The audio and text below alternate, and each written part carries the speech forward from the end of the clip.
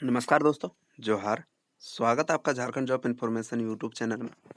तो जैसा कि आप लोग देख रहे हैं दोस्तों कि मैं एक रेलवे द्वारा जो है प्रशिक्षण कार्यक्रम का जॉब वैकेंसी लेके आ चुका हूं। तो ये जॉब नहीं है दोस्तों, इसको आप प्रशिक्षण कार्यक्रम कह सकते हैं। तो चलिए बिना किसी देरी के इस वीडियो को शुरू करते हैं और बताते हैं आपको कि किस प्रकार आप इस पे जो है काम कर सकते हैं और अपना जो है कुछ मानदेय भी या स्टाइपेंड भी पा सकते हैं। और ये जो है दोस्तों और एक निकला हुआ है। तो चलिए दोनों के बारे में स्टेप बाय स्टेप बताते हैं आप लोग को। तो जैसा कि आप लोग देख रहे हैं दोस्तों, ये मध्य रेल द्वारा अप्रेंटिसशिप एक्ट 1961 के अंतर्गत प्रशिक्षुओं की नियुक्ति होने जा रही है।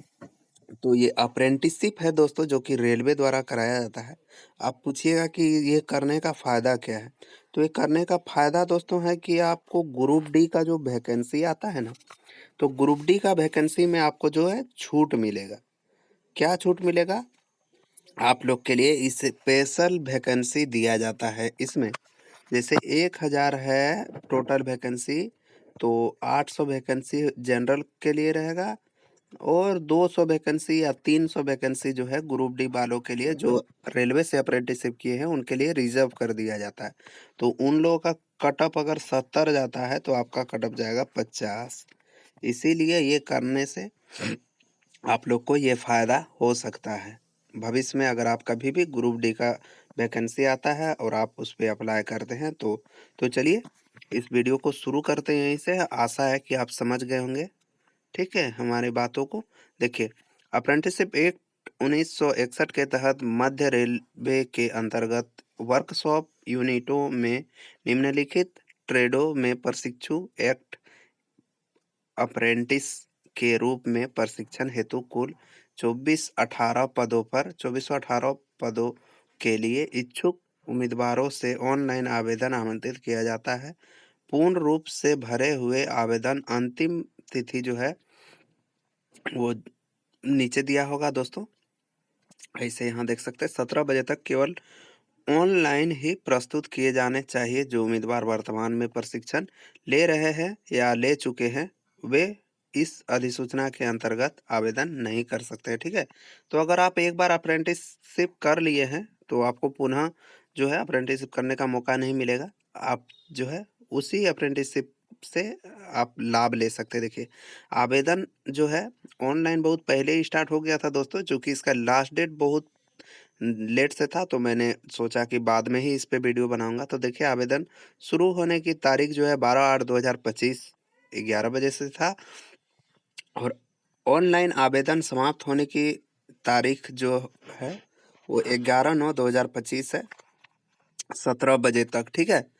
तो यही था। और चलिए दोस्तों, अब बता देते हैं जो महत्वपूर्ण बिंदु होगा उसी पर चर्चा करेंगे। ये उतना महत्वपूर्ण नहीं है दोस्तों, जो कि है अप्रेंटिसशिप जो है रेलवे द्वारा कराया जाएगा। तो उम्मीदवार को जो ऑनलाइन यही चीज़ दिया होगा। यहाँ अब आपका मेरिट कैसे बनेगा, तो देखिए यहाँ पे 2 नंबर में लिखा है कि मेरिट लिस्ट बनने के बाद इसे मध्य रेलवे से संबंधित विभागों यूनिटों को सूचित किया जाएगा, ठीक है दोस्तों।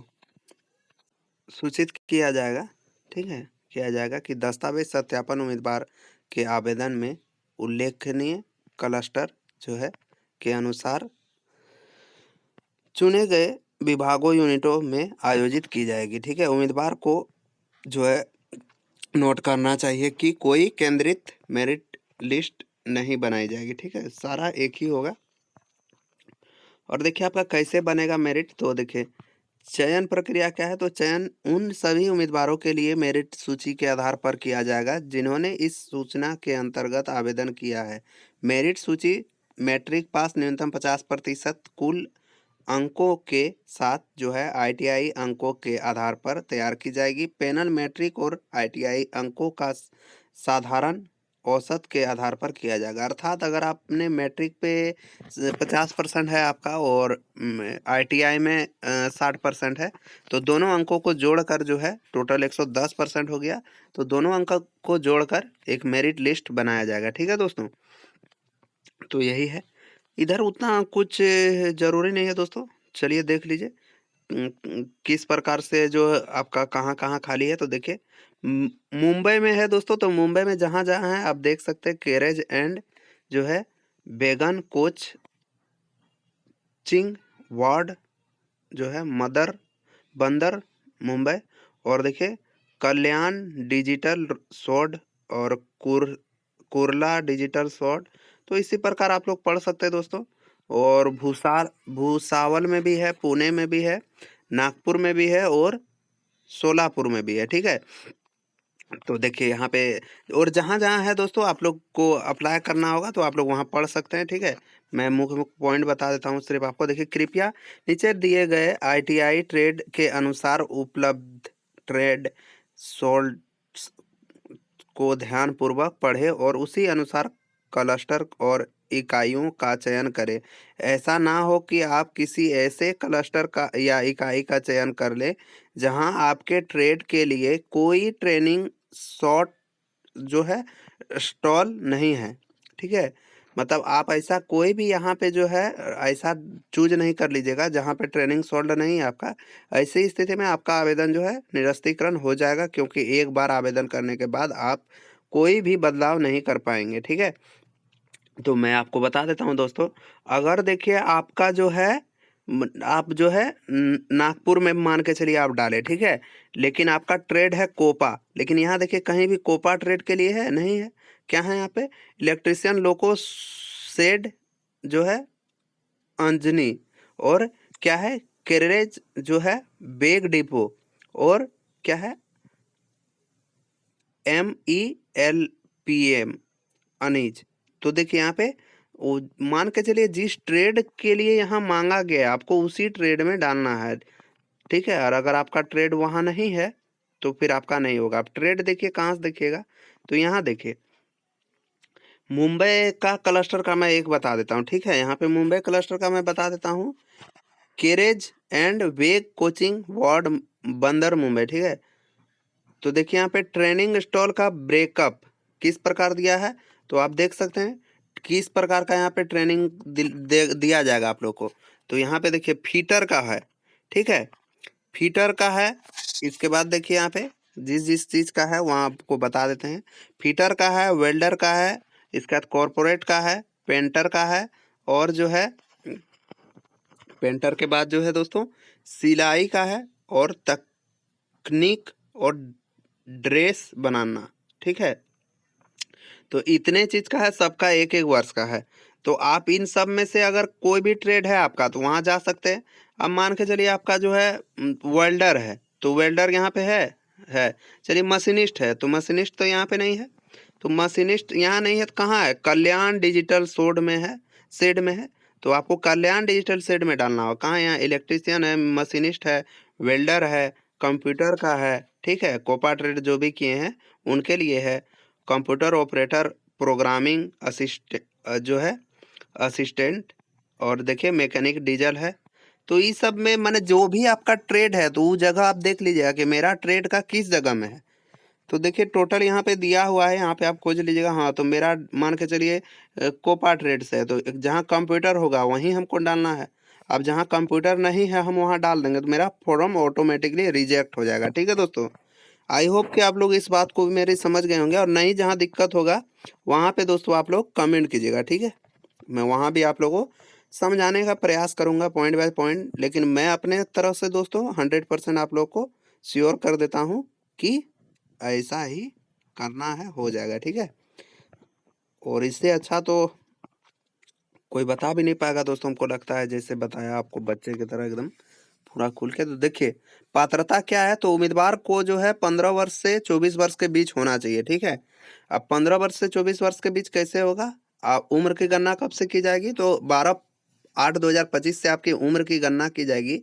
इस डेट तक आप जो है 15 वर्ष के हो जाने चाहिए और 25 वर्ष के कम होने चाहिए, ठीक है। और देखिए अनुसूचित जाति अनुसूचित जनजाति अर्थात SC ST OBC को जो है कुछ छूट मिलती है। तो SC ST को 5 साल का छूट मिलता है और OBC को 3 साल का छूट मिलता है, ठीक है। और तो इसके लिए आपको दोस्तों जो है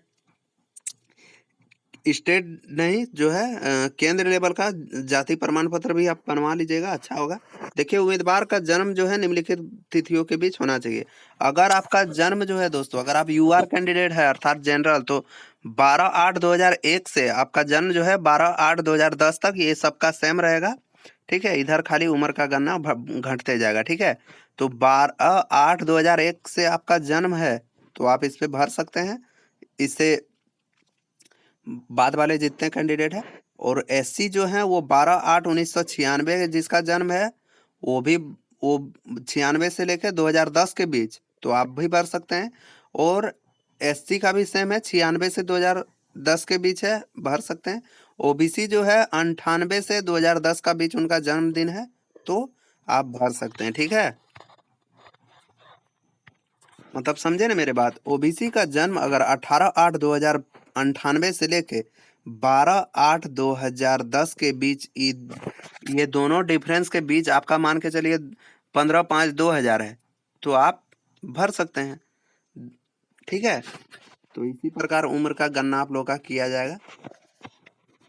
दिव्यांग व्यक्ति को 10 साल का छूट मिलेगा और पूर्व सैनिक को भी 10 साल का छूट मिलेगा।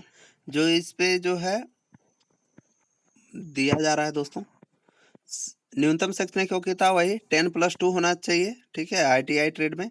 और देखिए यहाँ पे दिया हुआ है, उम्मीदवार को मान्यता प्राप्त बोर्ड से 10वीं कक्षा की परीक्षा जो है इसके समकक्ष 10+2 प्रणाली के तहत जो है न्यूनतम 50% अंकों के साथ उत्तीर्ण होना चाहिए।